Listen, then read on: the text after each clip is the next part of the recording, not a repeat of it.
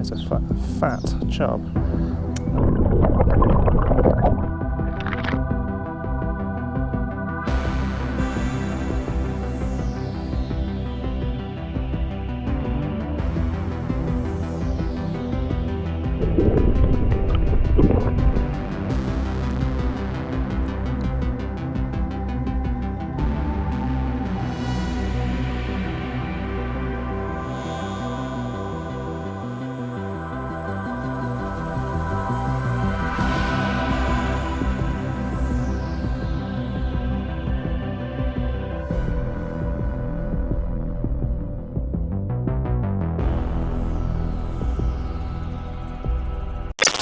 Hey guys, welcome back to The Occasional Angler. On this video, Chubby Things, we're going to look at how to catch chub on lures for the first time. So for all of you out there who've really fancied the idea of going out down to your local river and catching a chub for the first time on lures, and specifically crankbaits, this is the video for you, so stay tuned. The format of this is basically I'm going to go through a load of gear which you need, basic gear for fishing, and then what we're going to do, I'll show you the rods, lures, some knots which you need, and fishing gear, extra bits of fishing gear which you need, and then we're going to go down to the river and we're going to see if we can catch a fish. So let's look at tackle first of all. So the things which you're going to need, let's start with the big items. So you're going to need a rod. So chub fishing, chub are not crazy powerful, and they don't get so big that you're going to need any really heavy duty spinning gear like you would for possibly pike. My preference is anything up to about 15 grams. So from 1 to 15 gram rated rods. You can either go spinning rods like this Vanrex here from Lucky John, which is Vanrex 15. It casts lures from 3 to 15 grams. It's about 7 foot, 7'4", perfect casting range and weight range for going out and casting those lures. What you don't want when you're getting either a spinning or a bait casting setup is you don't want anything too fast actioned. If you're using crankbaits, tend to you need to let the fish take it, and if you're using anything too fast actioned, it can actually rip the bait out or lure out of the mouth of the fish. So just try and avoid going anything too fast action. A medium action rod is ideal for crankbaits. So this is the Vanrex 15, lovely rod, here we go. And if you're going to get a reel for this, you'd want to team it up with a 1000 or a 2000 size reel. Like what I've got here is a little 2000 size reel, so that will team up really nicely. It's going to be nice and comfortable all day. You know, you don't have to get like the top of the range reels. I mean, you know, if you got the budget and you like that kind of thing, great, do it. But like, you know, you can get away with some of the, you know, the normal sort of like cheaper reels will do it absolutely fine. In terms of line on here, I use braided line as a backing. So I use probably anything like sort of 12 pounds, 14 pound braid on the back, and I use an 8 strand. Because I'm sponsored by Lucky John, I use Lucky John 8 braids, Vanrex 8 braid, which is a really nice 8 stranded braid. It's completely up to you again, but you don't need really heavy braid. And then I connect onto a 6 pound fluorocarbon leader.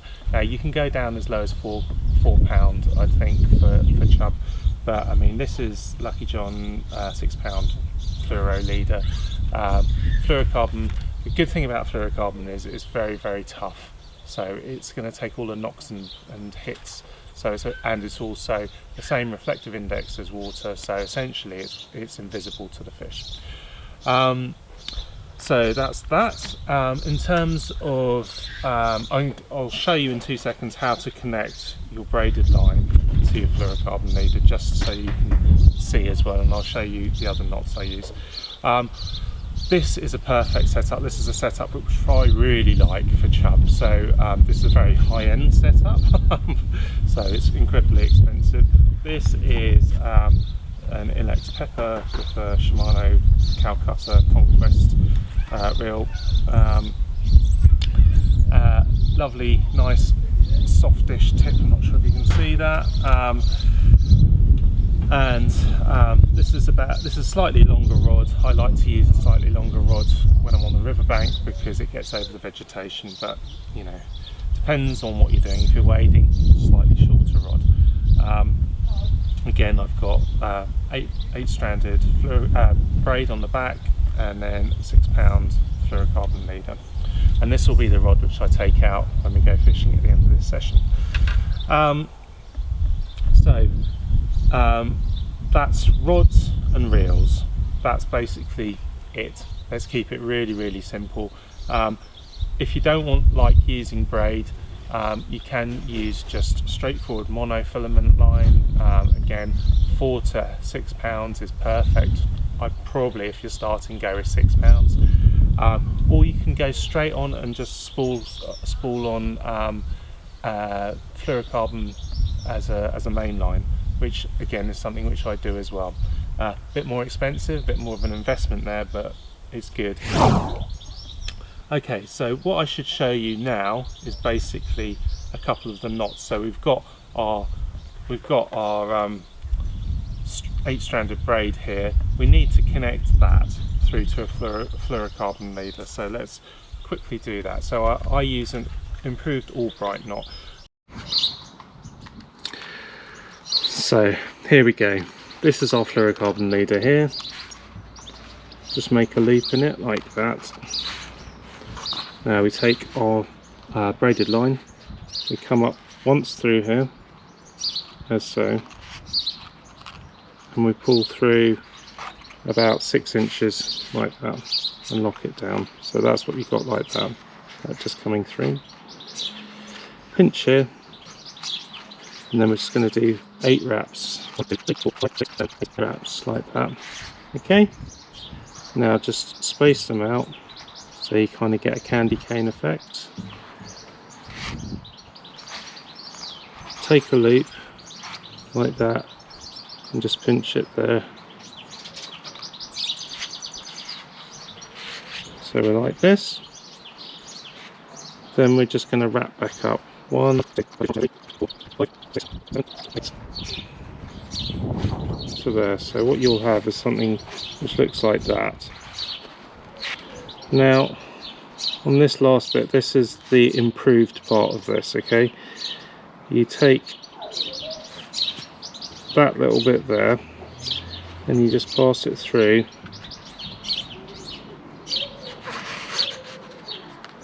Three times.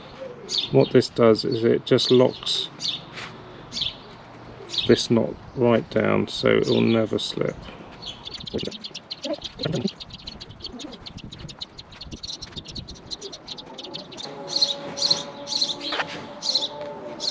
As so, that's what you got. Now you tighten this down, wet it, tighten it down.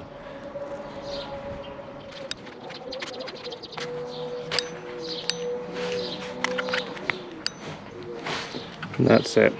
You'll get a really nice knot like that. Then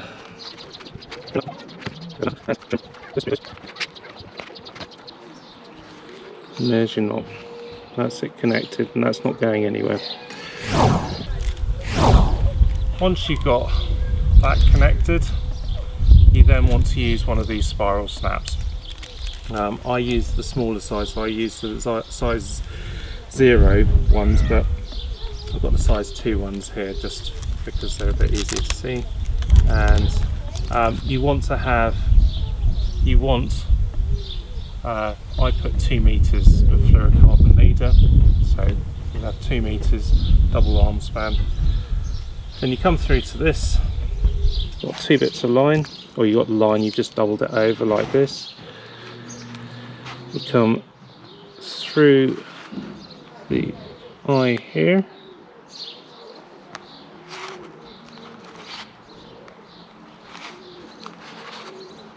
the same.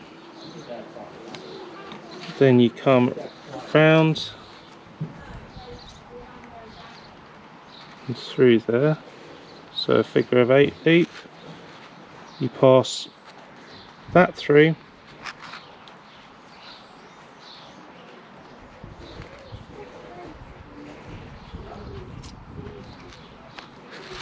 and what I do is I put my finger through there now, and I just let it sort of snug down onto my finger like that, and then you just tighten down, and that is a really super tough knot. The Palomar knot does not fail ever if you tie it properly.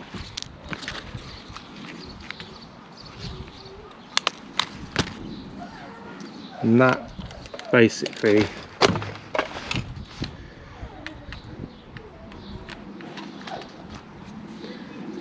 these spiral snaps work like this, so you get this little hook bit here, just goes through, slip it round, and it's on, and that's not going to come off. So that's that. We've gone through rods, reels, we've gone through how to attach fluorocarbon leader to your braided line, and we've shown how to attach a hook snap to the end of your fluorocarbon leader. The next thing we come down to is lures. Now I use crankbaits. Here's a selection of crankbaits which I use. These are them here. Now I'm going to be pretty brutal about this. There's loads of different crankbaits. I have been having a lot of luck on these, but these are probably the bigger size I'd go for, but these are the Lucky John X's. They're really nice lure, but you don't want anything too deep diving, so you want ones which sit with probably down no deeper than 1 metre. It depends on where the water you're fishing, but like generally I like ones which are about 30 centimetres down, so they'll swim 30 centimetres down or something like that. There's loads of different ones out there. Lucky John make a load of really nice ones. They make the Pilot X ones, they make the Chubby F, which is my go-to favourite for chub fishing. They make the Hiera Tiny, or Hiera Tiny, which is an even smaller one. They're really, really good. When you're using crankbaits, you'll be surprised. People put way too much action in them, and this is my top tip. Okay, chub don't really like chasing lures. They'll eat lures, no problems. They don't really like chasing them, so don't retrieve fast. I've had as many takes off the surface as I've had on a static lure, like as a dry fly, as I've had on retrieves. So you can let them just basically float down, and then very slow, just swim it through swim very slow and let the current do a lot of the work. Just let them sit there and let them have a bit of time to find it. That will catch you your chub. Location wise, on the river, chub are suckers for slightly faster moving water, so they like aeration in the water, so just under weir pools, basically where there's a bit of movement in the water. Slightly deeper pools in the river where there's a bit of current is perfect. They will come up into the shallows as well, they will come into the riffles, but I tend to find them in the slightly deeper pools with a bit more current and a bit of oxygenation. But key thing, ingrain this, write this on the back of your eyelids. They like cover. They absolutely love cover. So willow trees, any bushes overhanging the river, they'll be sitting underneath there. Where there's an undercut, that's where they are. And so many times you can go straight past where they are. and because you haven't cast tight enough to the bank, to the cover, you've got to get it right in there and then swim it slowly through there. That is the key to it. Right, to finish this up, I'll just give you the last few things. So when you're going out, you've got your rods, reels, line, clips, lures. That's all set up.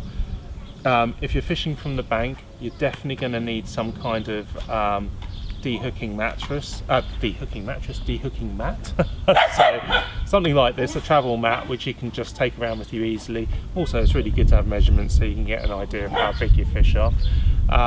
But chub are one of our more delicate species, so be kind to them. Put them on the dehooking mat. And also you're going to need a net. Now these days rubber nets are the thing for lure fishing. So rubberized nets are much kinder on the fish. If you get your lures stuck into the net, which sometimes happens, it comes out of this stuff, and they're basically dry quickly as well. If you're fishing from the bank, get yourself a multi-piece long extending handle one. This goes to 4 meters. It means that you can go and fish confidently.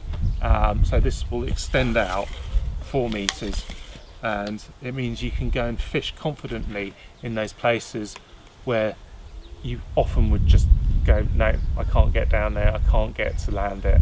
Yeah, and that means they'll put extra fish on the bank for you, absolutely. So I can't recommend getting an extended handle net enough. Really worth doing. One last note as well, you're going out lure fishing, you've got everything, you're ready to go. Consider doing this, okay? Chub, when they take, they'll take it. Don't necessarily strike really quickly. Let them take it and then wait until you get the tension on it, and then you can strike and set the hook. Consider using singles. Consider replacing your trebles on your baits or your lures with some singles. You'll get better hookups, or better hook holds with them when it happens. Sometimes chub will strike short as well, and you'll often get a bonus hookup on those dangling hooks down there. You'll thank yourself when it comes to dehooking them, and the fish will thank you as well, because as we all know, trebles aren't exactly the most fish friendly of hooks. If you are sticking with trebles, take the barbs off them. Again, like, you can get trebles, especially on these smaller cranks, aren't the worst things in the world, because they're so small, they tend to be a lot easier to get out. Absolutely the most fiddly things in the world if they got barbs on. So take the barbs off, they're not going to throw it. If you've hooked them with a treble, then they're not going to throw it. Okay, so that's everything. Let's go and see if we can catch a fish.